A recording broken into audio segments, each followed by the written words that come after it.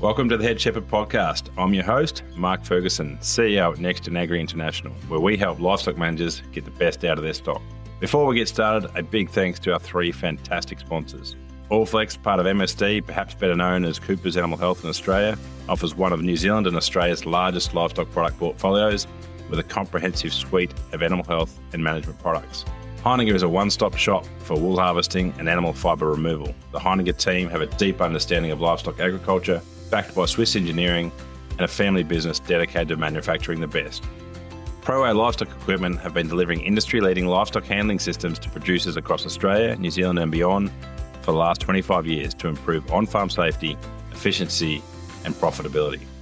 We are grateful to our sponsors for their support, helping us bring Head Shepherd to you each week. And now it's time to get on with this week's episode.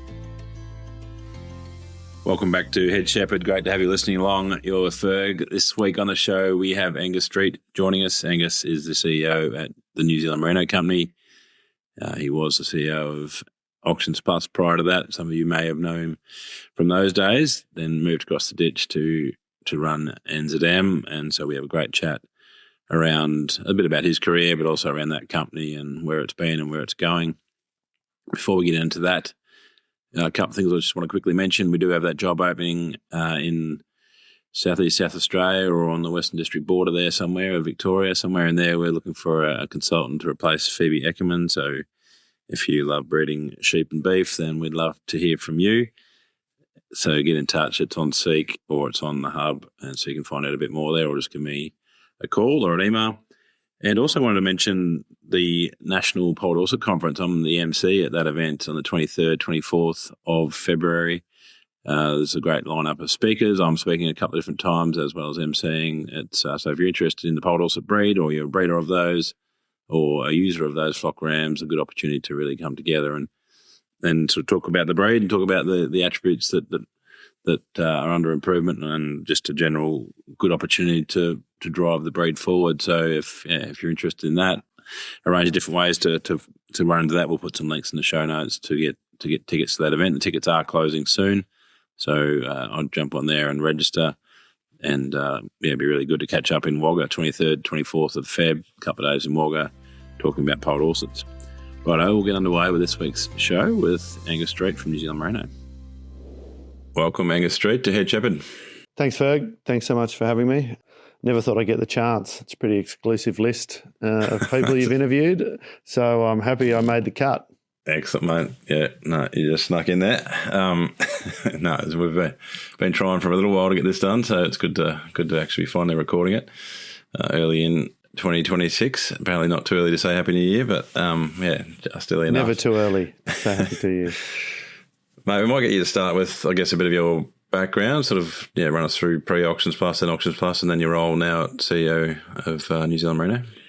Thanks, Ferg. I'm a country kid. I grew up in northern New South Wales on a mixed farming enterprise. We had everything from cattle to fat lambs to wool to, grain at one stage. And then I think as the droughts kicked in and the cost of production went up and the cost of innovation went up. Dad has slowly refined the operation to just being a beef farm primarily. And so we've got a breeding herd there and just turn off weaners and then send them up to the local feedlots above us up on the plains. So really fortunate to still be connected to the home block, and my brother and sister get back there along with their kids and my kids most school holidays. So I'm really lucky to have had that country upbringing and still to have it, I guess, for future generations. So I started there, and then I was a journalist. I had dreams of being a National Geographic journalist and travelling the world and writing about foreign rainforests. And then I realised that the average salary for a journalist meant that I would have to live on rice and noodles, so which is not a bad one. At university, there isn't much of a transition, but as I started to kind of grow up and live in the real world, I realised I needed to kind of go and find a job. And agriculture had always been it's always been in my veins and a connection to it. So I actually started working for MLA, Meat and Livestock Australia. Was there for a couple of years. I then worked for an agricultural marketing agency, a company called Red Handed. Jim Gore was the CEO. Jim's now the CEO of RB Sellers. And then I went to Hort Innovation Australia. They were setting up an investment fund, very similar to the MLA donor company. And so I got the opportunity there to work on an Asian markets fund where we had to go and find partners to invest in projects that would drive offshore demand for Australian hort products. And that was kind of the first taste of overseas markets and branded products. And I'd shifted away from, I guess, the supply side of things very much onto demand. And then during that time, I took the opportunity to take a sabbatical, and I lived in China for 12 months, and I finished my MBA up there. And upon coming back, China was this fastest growing economy in the world. There was so much Australian product. It was clean, green, provenance story. The tourism, the volume of tourists coming to Australia was phenomenal. So I was right at that hype when every man and his dog wanted a piece of that economy. And so I took the opportunity to take a bit of a punt, and I started a couple of companies. One was an e-commerce platform, drop shipping Australian kind of FMCG, so food and cosmetics, and into China, which is great, and selling directly to the consumer. But then running alongside that, we realised that there was some big Aussie companies that, really wanted to set up a supply chain and build a long-term kind of partner program, and they needed people with connections on the ground and understand the Chinese market. And so we set up a consulting company. I did that for a couple of years, which was awesome, and just spent so much time a huge amount of time in China, but also across a lot of the Asian markets. And then from there, I'd had a couple of kids by this point and kind of needed to knuckle down and find a pretty regular salary. For those that have kind of run their own business and bootstrapped it, there's not much lying around for family. You live off. I was back to rice and noodles in my journalist days, and then from there, I was at Auctions Plus for a number of years, and that was an absolute honour to be a part of that company. And now, Auctions Plus, that kind of allowed me and gave me that opportunity to step into the New Zealand Merino Company role here. And again, it's a real honour. There's so much legacy and history in this organisation, and to be able to be just a custodian that takes all of that and carries it on into the future and continues to deliver the value for all of our stakeholders, our growers, our brand partners. Yeah, it's a real honour, and I feel pretty lucky to be in the position I am. Awesome. Thanks, mate. Thanks for that intro. We'll go straight into that, taking over that legacy. You took over from John Brackenridge, which I think he'd been there 27 years, 25 plus. 27, so. Yeah. So, and built the company essentially, him and a few others that started from scratch. And, so I guess we'll get you to talk through how you go about coming into protecting that legacy, but also putting your spin on it and bringing your skill set to the game. But we might just start by a bit of background on like a elevator pitch on New Zealand Merino, I guess, for those who haven't sort of don't know what the company does or what the background was. Yeah, New Zealand Merino, I think Aussie mates kind of straight away go, is it the AWI of New Zealand? And it's not. It's listed on the here on the secondary stock exchange, and so it's a corporate organisation that is designed to deliver a branded fibre, and we've got two branded fibres, that being ZQ, which is a world's leading ethical farming program, and then a ZQRX, which is the world's leading regenerative program. And these are both certification standards that brands can procure directly from our growers through us, or procure through the supply chain, through our supply chain partners. And then those brand partners are able to put the label and the logo onto their garments or into the swing tags, and they're able to tell a story about where the wool has come from. And so it is absolutely that ultimate outcome is connecting the grower stories and all of the hard work, passion that happens on farm, and telling that to the world, to the consumers through these brand partners. So the goal is that we create value for both partners, and we do that by linking the supply chain. We do that through innovation. We do that through brand and marketing, and we do that by adhering to our world-leading standards and expectations around animal welfare and environmental welfare.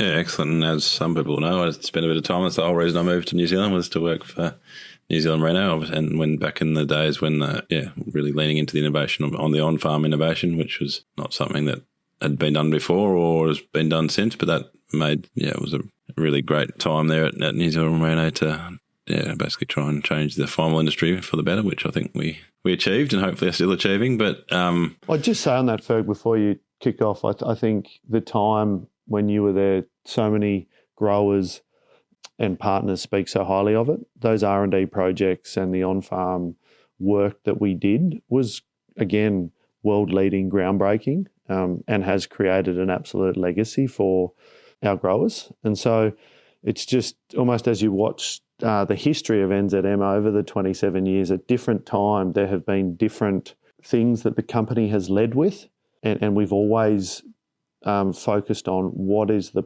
priority for the industry. Is it on-farm? Is it sustainability? Is it demand generation? Is it ethical sourcing? Is it mulesing? We've been able to identify what is the pain point for the industry, and then we've jumped in and tackled and led it. And that moment where you were, leading so much of that on-farm work, people remember that. And I guess, we've had a refreshed vision here at New Zealand Merino, which is to be the world's leading wool company. And there was lots of debate around, the terminology of leading. And actually, everybody always came back to it, because if we look into our past, the DNA of the organisation is we've always led. We've just led in different areas, and we've led in the area that needs the work and is the top priority at the time. So, mate, I think I can speak from all of us. We're pretty indebted to the work that you did, that you drove, and absolutely hangs around, inside these four walls here and on farm with our ZQ growers. Thanks, mate. Yeah, no, it was a good time, as I said. I guess if we talk about, any new CEO comes into a business and things will change.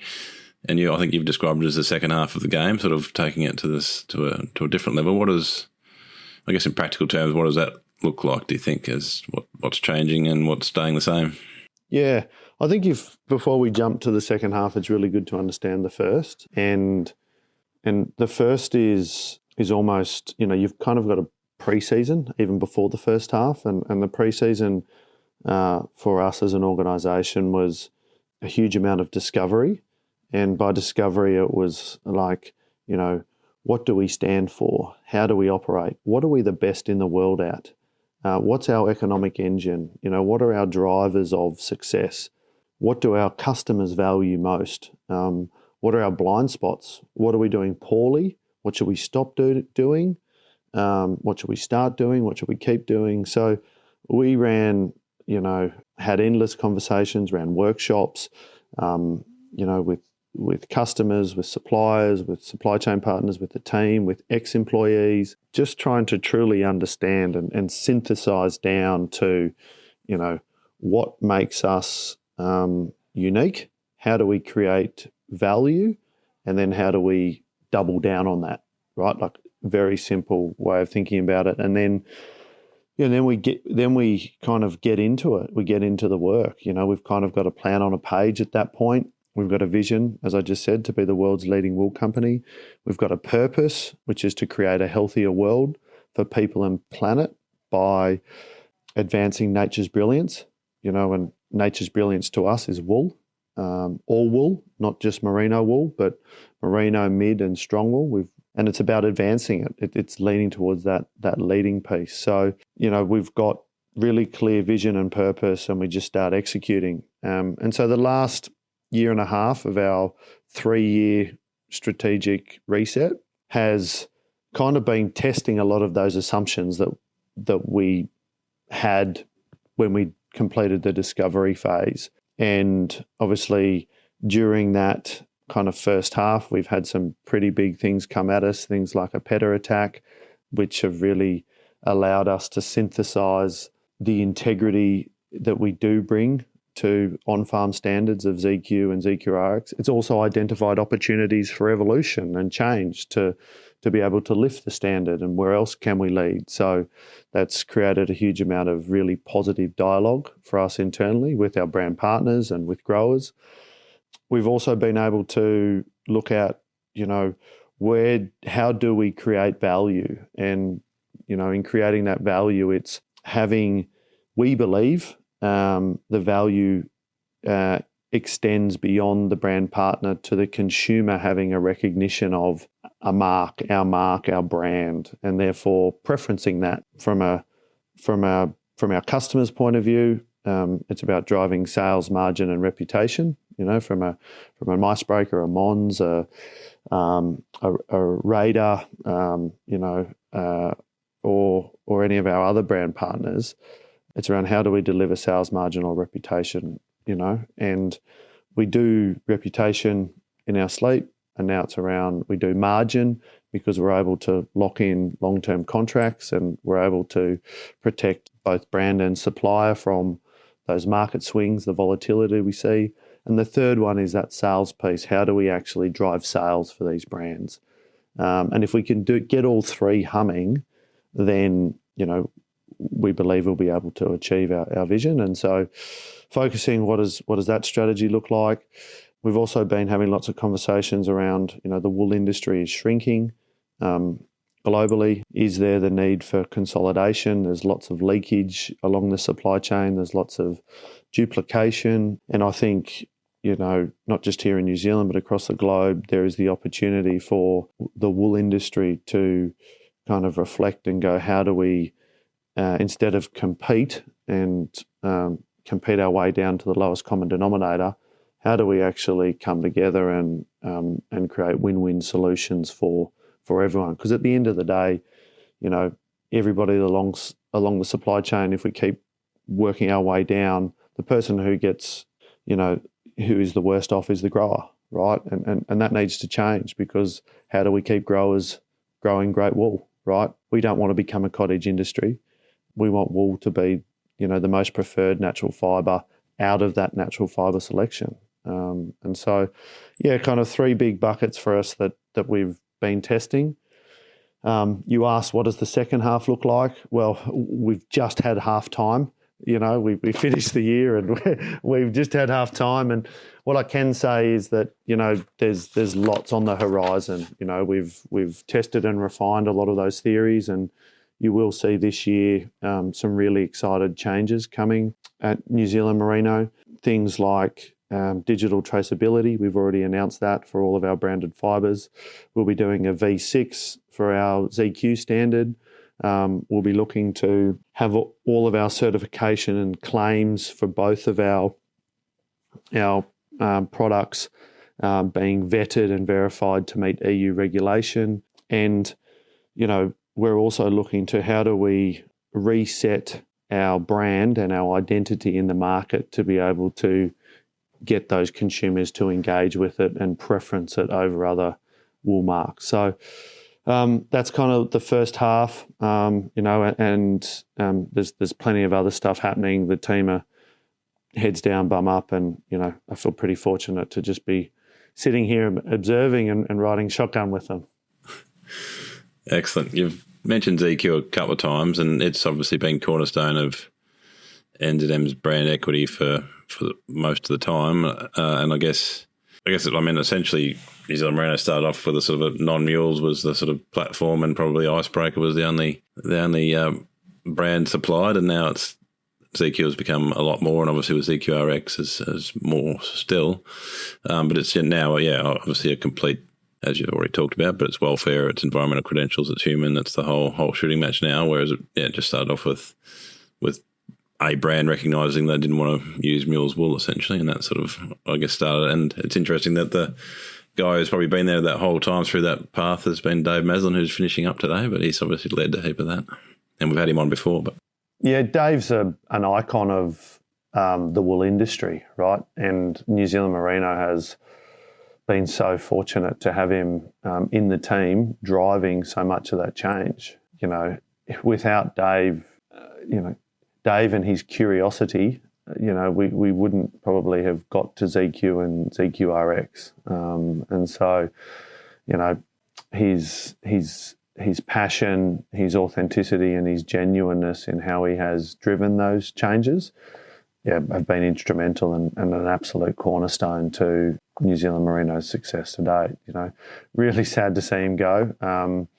But, he has a big mind and so much to offer. It's kind of look out dairy industry, and he is going to challenge the status quo, ruffle feathers, interrogate, challenge, but all in the Dave Maslin way, which those that do know Dave is uniquely Dave, and it's a way that kind of is a velvet kind of punch. It's subtle, but very nuanced, but also very direct. So, very lucky, very sad to see Dave go, but super excited to see him deliver as much value that he did for us and our sector, not just New Zealand Merino, the company, but the whole sector, that he will to the dairy sector and then the New Zealand dairy sector.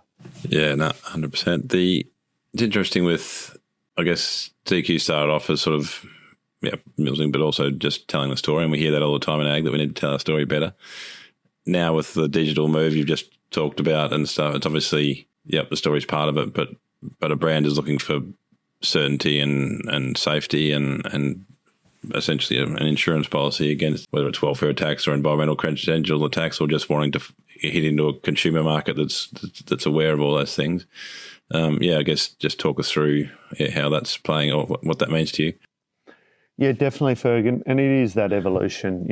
I talk about my experience selling into China, and it was all, if it had an Aussie kangaroo on it, it would sell.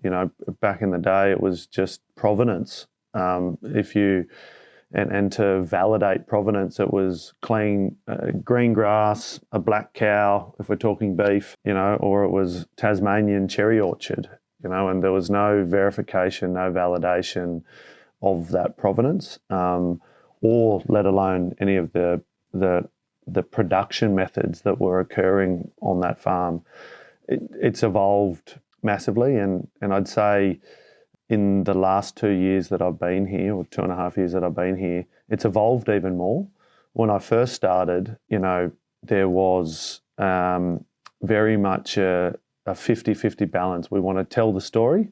We need to tell the story, and that's that continuum from, a decade ago around provenance and clean green.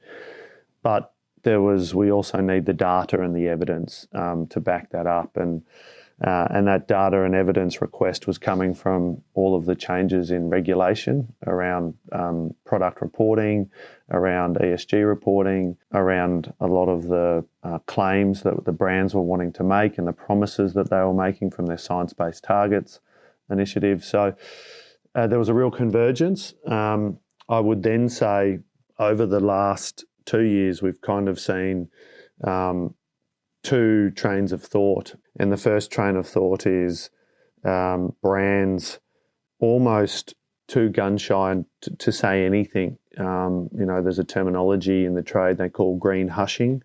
We knew about greenwashing, but green hushing is, I'm doing all this really good stuff and I have the data and I have the story, but I'm too afraid to put my head above the parapet and actually share all the good stuff that I'm doing and my suppliers and my raw material producers are doing. And so we've seen a lot of brands actually retract from communicating all of the great stuff through fear and of fear of being attacked, even though they do have that credibility and insurance and certification schemes to back it up.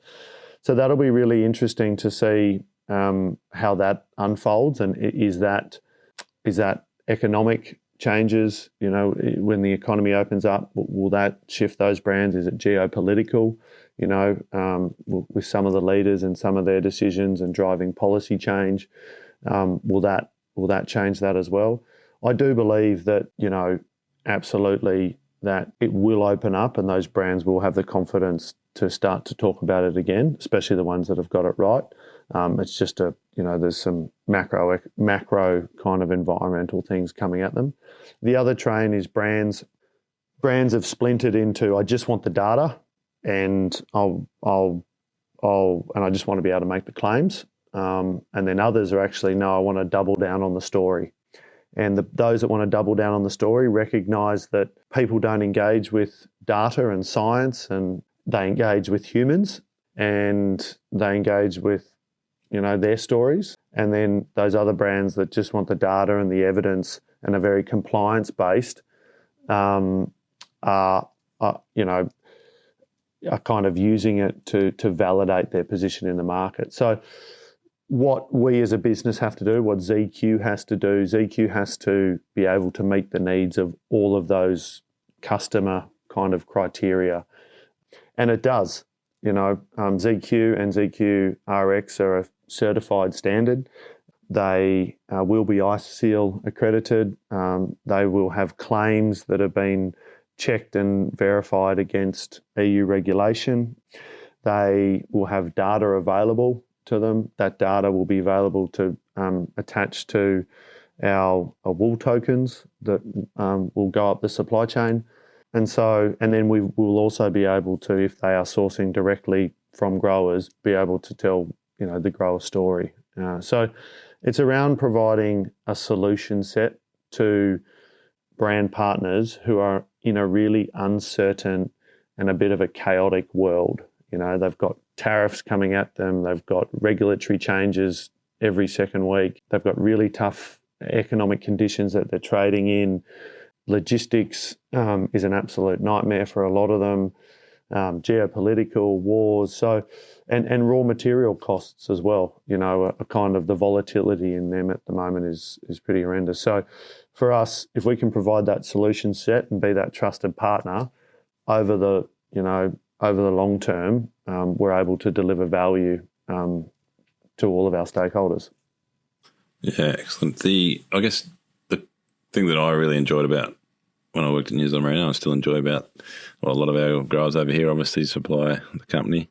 But the thing that had never happened in my career was that connection to the brands, and the fact that they would be out on farm or in regular dialogue, and that connection to just seeing that happen in real life, like those CEOs of big companies that are out talking to somebody who's growing their wool and sort of forming those relationships more than just not in a tourist sense, in a actual, in a real sense, which I thought was very, very cool. And I guess what that has allowed is the long-term contracts because of that sort of mutual trust across the business, and that is again very unique. Like, I don't know whether the 10-year contracts are still rolling out, but that is obviously in an industry that's plagued by volatility. That was always, I guess, up until New Zealand Merino went and started buying some wool out of Australia, it was obviously something that Aussies were very, very envious of. And I guess the final thing before you respond is the other great thing. It's not just a certification scheme; it's transactional as well. So it's sort of you can have it's controlling end to end, and actually people want that fibre. They can get that sourced, all the work's done, and they sort of just need to send the cash, I suppose, which is again quite very different because often it'll get certified, then sent to auction, then decide on the day whether it's going to get paid for, you get a premium or not. It's you're still lots of risk, even if you've done all the work, if you haven't got that transactional element. Yeah, look, I think starting there, when I was working at Auctions Plus, one of the things that so many of our customers valued what they were price makers, not price takers, right? And the beauty with Auctions Plus was that they could set a reserve, the livestock was still, or the item was still on farm, and if it didn't hit the reserve, well, they're still in control. Whereas, you send it down to the auction, the sale yard or the auction room, you put a reserve on it, but at the end of the day, you kind of, how often does kind of wool sit in the storage shed for long periods of time, and how often does cattle get returned from a sale yard unsold, right? You're sending it there for a reason, to transact and generate inventory into cash. So I think that is something that really appealed to me, in considering the role, because it was like, we are able to truly create value for growers. That's something that I hold really dearly to me. I couldn't sell kind of Tupperware containers and fast fashion cheap stuff. Like, you want to be able to see the impact and feel the impact that you are having on partners. And so that transactional element, those long-term contracts that give you security. Now, on those long-term contracts, you might be under the market for 1 year, but if you take an average over a 3-year or a 10-year, you're miles in front, and it's around actually shifting the mindset to go, oh, why would I take let's round a $20 contract now, and the market's at $21.50, but I've got $20 for the next 3 years, right? Is the market going to stay at $21.50 over the next 3 years every time I want to sell? And I think, having a really good internal dialogue with your team and your family and the farm managers to go, right, what portion do we put into contract and get some level of security on, and what portion do we perhaps risk, and put into the auction, right? And it's about coming up what is the optimal strategy for the farm. Some are probably more risk adverse and some are more risk takers, and therefore you'll have that balance. So, but I think, contracts is a critical element to the way we operate, not just for our growers, but also our brand partners. And just to finish, Ferg, it all kind of ladders up to your first point, which was, that brand connection. When I had our own companies, and it was, I have to admit, I had a theory, or I had a desire or a vision to be able to, bring these big companies or these big consumers down on farm and engage with them and do the whole paddock to plate story and farm to fabric kind of cross-pollination. And it just was it was so hard to pull off.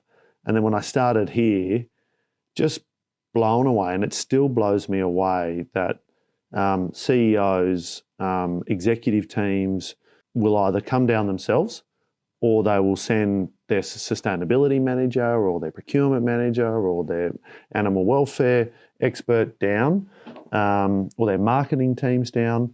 And they come down for a couple of reasons. The first being it's all around education and learning. They're desperate to understand the story, the science, the data, and not from a insurance point of view. It's really an educational experience for them.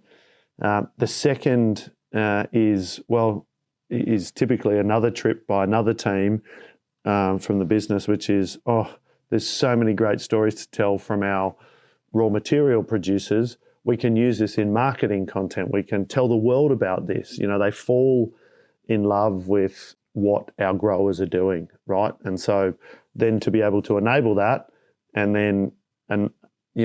then enables our story to be told, the branded fibre story to be told. That therefore drives higher prices, higher volume, and it's just a really nice kind of cycle where over time the company has been able to build a huge amount of momentum. That brand and grower connection will absolutely remain at the core of NZM. It's kind of part of the secret sauce, and it's really important for both parties, right? And I think pretty unique. Done at the scale that we do it, I would say we'd have a brand partner visit most weeks. We've got the CEO of Brandwin out here at the moment. Diane Bramwin's an American merino innerwear company, shooting some marketing material. And, she's been out here for 5 days, a couple of days education, then a marketing shoots on farm. And just, she just can't speak highly enough of it. We've had visits from Nikkei, our Japanese supply chain partner, from Autopia, a Chinese brand partner of ours as well, all in the last couple of weeks. So, yeah, it's pretty cool. Like, it's really cool to see how much everyone gets out of it, and you just kind of a fly on the wall. And that's the beauty of it. We just connectors almost. Yeah, exactly. And it's awesome. I think often farmers feel beaten up by, I guess, that consumers hate them or the people hate farmers or whatever. But when you see these people from market, from these companies, absolutely loving farmers and their production systems and everything about what they do, it's you sort of feel very comfortable that the world actually isn't out to get farmers. There's actually a lot of connection and desire for connection. Yep. We might swing to you, Streety, and focus on, I guess you've grown them. You grew Auctions Plus. It grew significantly under your leadership, and now leading at New Zealand Merino. I guess what have you learnt from running a few different teams? Oh, Ferg, so much. I think there's a really simple model that I've used in teams, both as a CEO, as an executive, but is applicable across any team, and that is a leading teams kind of high-performing model, which we talk about the mechanics and the dynamics. And so often you jump into the systems, the processes, the tactics, the success metrics, and that all kind of sits in the mechanics piece. It's the engine components, if I was to think of an analogy, and we get hyper vigilant on that. And typically that's because a leader has come up through the ranks and they've been on the tools the whole time, and they almost see themselves as a tool themselves. And so as they progress into leadership, they think, I just know about the tools, so let's just keep focusing on the tools and the mechanics and the pieces that make it all work and hum. But in actual fact, one of the biggest realizations, and it's kind of every 6 months you get some big evidence points of why it does work, but that there is such an importance and a lack of focus on, from so many people, but so important to focus on it, the dynamics. And what I mean by dynamics is having a really clear set of behaviours and expectations for the team to show up in a certain way, having a trusted and safe environment. And to have that trusted, safe environment, you've got to be able to have really genuine and honest conversations.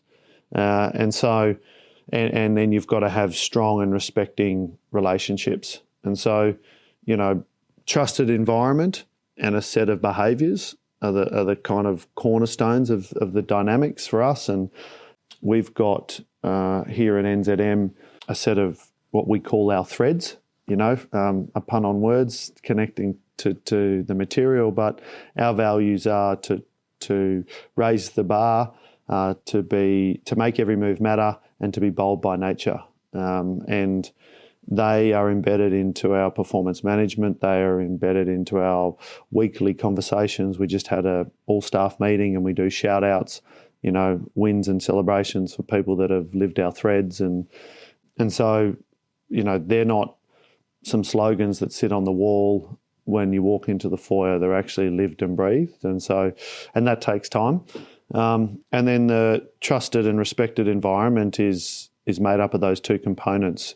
Do I have strong professional relationships that are beyond just the mechanics of doing stuff? And then can I have a really genuine conversation? Can I give feedback? Can I reward, challenge? Can I interrogate? Can I celebrate? And can I do it in a way where no one's going to get defensive, that actually we're talking about this not for myself, but it's for the company, for the good of the team, for the good of something else. So, it's really easy to throw up a framework, but I think if you can get the dynamics right, they drive the mechanics, right? It's almost the oil and the grease that lets it hum.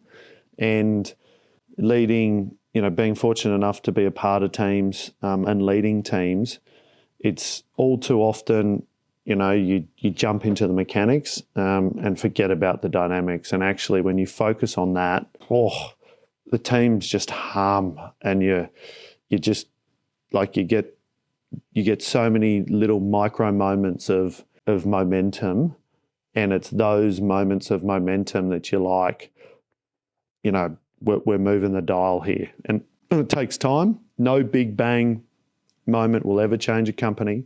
It is, the 10 years of all of that R&D work, every tiny little thing that added up to be like, to make that such a special period for NZM, and then it was the next phase and the next phase. And so for us, it's just focusing on our dynamics and getting those and celebrating those micro moments of momentum. Excellent. Thank you.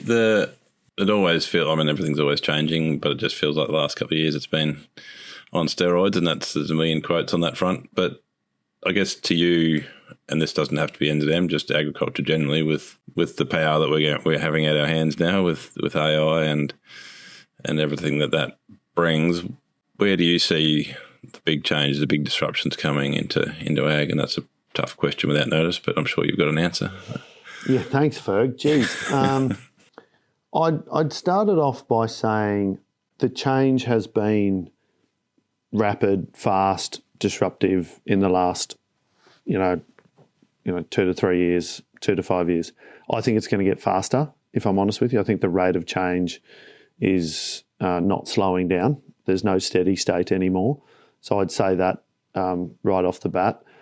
I think in terms of if you're not across, not into a couple of kind of trends, then it'd be worthwhile really getting into. The first one is what I would call effectively utilising data, and there has been for so long, and in lots of different industries for a different period of time, just collect lots of data, collect. There's so much data. There's remote sensing points. There's a sensor on every sheep that farts at the moment, right? So, and we've kind of, in some instances and projects, been collecting data for data's sake.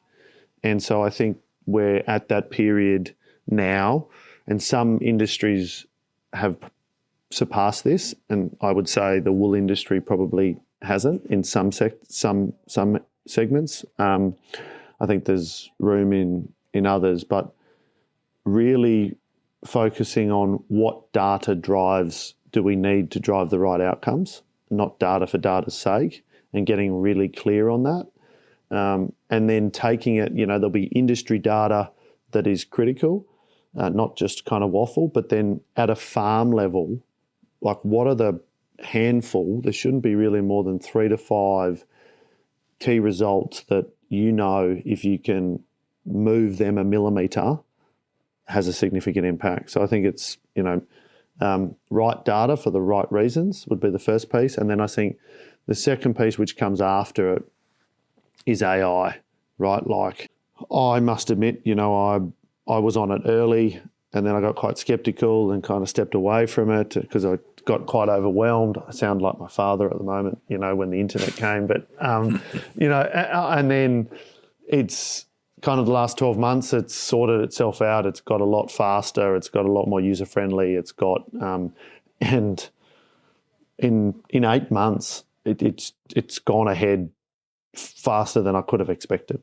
right? Like it's incredible. And so I think, but I don't think you can jump into AI until you know the data you're capturing, the data you need, the data that's of importance, because otherwise you're just chatting to a screen to chat to a screen's sake. So I think AI, absolutely. And then I also think there's a place that it's been a bit steady for a while, which is kind of the hardware sector, technology hardware. Halter's pretty impressive with its kind of a piece of hardware, but I know a lot of the other ag hut hardware companies, whether it be wands or whether it be cattle presses or shearing shed setups, but just, I guess, the infrastructure and the hardware that has been used over the last 10 to 15 years. Some of it is, I wouldn't say archaic, but probably I think there's an opportunity for somebody to come in and have a look at that, whether it be an architect, whether it be an engineer, whether it be somebody just with a fresh set of eyes. I think we will start to see some pretty big impact on the hardware. And what I'm really probably talking there is in the livestock sectors. It's already progressed so much in grains, driverless tractors and all that stuff. I just think the livestock sector, the hardware and infrastructure hasn't been touched. So excellent. Yeah, no, I agree. And that will happen and the beauty about what we're seeing, I guess, is that you don't need to develop this technology just for a livestock property. It's being developed for other purposes, and it just gets repurposed for correct a livestock property. So that's the power of what we're seeing. It's been a few days in Singapore recently. There's must be, I don't know how many cameras in Singapore, but there's a lot. So you weren't. I don't think you're outside of the view of a camera very often for the entire time I was there. But yep. And that investment makes it cheaper that we'll end up with cameras that we can use and we already have out and on farm. So that sort of stuff is awesome to see. The last thing I was going to just cover was ZQRX. So back pre you starting, there was a sort of move from ZQ or from NZM to sort of embrace the regenerative. I can't even say the word. Regenerative ag and probably put some words around what that meant to the company and what that meant to the growers. And I guess sort of it's a word that will get people excited on the other end of this interview. Some of them in a positive way and some in a negative way. Yeah. So I guess just talk us through that sort of those now two platforms, ZQ and ZQRX, what the difference there is. Definitely, Ferg. And I think, regenerative is a polarising word. Let's say it off the bat. I talked to Dad about it when I was investigating, looking at this role, and he said, that's just holistic farm management. That's just rotational grazing. We did that 70 years ago. And I think to some extent, yes, but also it's probably progressed a hell of a lot, Dad. But it is, and even back then, all of those different ways of farming were polarising. What I can say is that and then someone will also say, well, give us the definition of regenerative, define what that is. And it's very hard to define it, right? Because it's around having a positive impact. I define it very simply around having a really positive impact on people and planet, right? And that's very kind of high level and probably a bit touchy-feely, but it is really around regenerating and improving the environment, right? And so, and the environment is made up of plants, animals, humans. So that's a simple way of thinking about it, how I think about it. In terms of what we're doing with it, we've done a huge amount of work to, post the launch of it. Regenerative was a big kind of catchphrase. In some instances, it kind of got pulled into the whole greenwashing statements. And so now what we've had to do is go and get it certified as a standard so that it does meet any EU regulation. And from a grower point of view, it's really around capturing what they're already doing really well.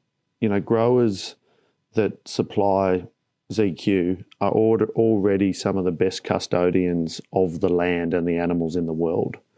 But ZQ is as a standard, the component of ZQ is a rigid standard, and it doesn't measure progress. And so regenerative, by regenerating it, is around saying, well, we've been able to change it from 1 to 2, 2 to 3 in the simplest, or A to B. And so measuring that change is why we need a second standard. because at a point in time when somebody is audited, are they doing what they say they're doing from an animal welfare point of view? Yes. But in RX, we are now able to measure that change. And why? Because brands are really interested in it, and consumers are also interested in it.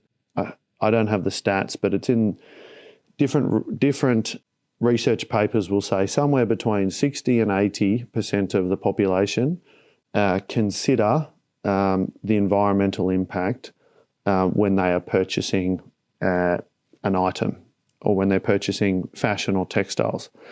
Now, that doesn't necessarily mean that will translate to action. There is the kind of the value action gap that is absolutely there. But what it means is that brands that have a reputation, they don't sell they don't sell the product. They have to sell a why. Like you think about Nike. People have bought into Nike for its brand, its reputation, how it makes them feel. And so for the brands that we sell, they've got to live by that same, to get cut through, they've got to be able to create a feeling, create a brand and make people connect on that level. And so for brands, it is important that they are seen to be having a positive impact on planet and people, and hence sourcing from regenerative farms or regenerative producers becomes a priority for them. So now, even with all of this regulatory change that is kind of throwing around and geopolitical stuff that I mentioned earlier, is it going to be around? Is it still a buzzword? I think maybe the word might disappear, or the word regenerative won't be as prominent, but will a brand partner still want to have some form of certification that says we're having positive change, we're measuring positive change? Label that what you will, we're still going to need to be able to share with brands how a grower is having positive change from point A to point B. And the reason they are is because consumers do consider it, right? And you know, Simon Sinek's famous quote, people don't buy what you do, they buy why you do it, right? So a brand that has an ethical or environmental consideration and is targeting a consumer set has to consider that. So that will therefore drive that value action gap over the next time, and it's something that, you know, we as a business are always kind of grappling with. How do we reduce it? How do we, that 80% or 60% that do consider sustainability on purchase, how do we get them to now be preferencing that when they do purchase? You know, that'd be a great outcome. Yeah, for sure. I think I picked up there's been a bit of a shift in thinking from ZQ, ZQRX to be B2B to be more B2C, as in the consumer actually getting it through to be aware of that branding itself. I guess like we buy a laptop and we know we've got an Intel chip in there. We don't know what it does, but we know that we trust Intel. And is that a conscious shift, or is that? Yeah, that's that conscious shift from, you know, that strategy we were talking about earlier. You know, we are an ingredient like a Gore-Tex or an Intel chip or a NIPS, I think, for the helmets. We recognise that, you know, it's not B2C directly, but it is B to B2C. Instead of just considering what our customers want, we are now working to work through what our customers want, and then how do we engage our customers to then help our brand customers drive sales. Absolutely. A conscious shift, and we're at the start of that journey, Ferg.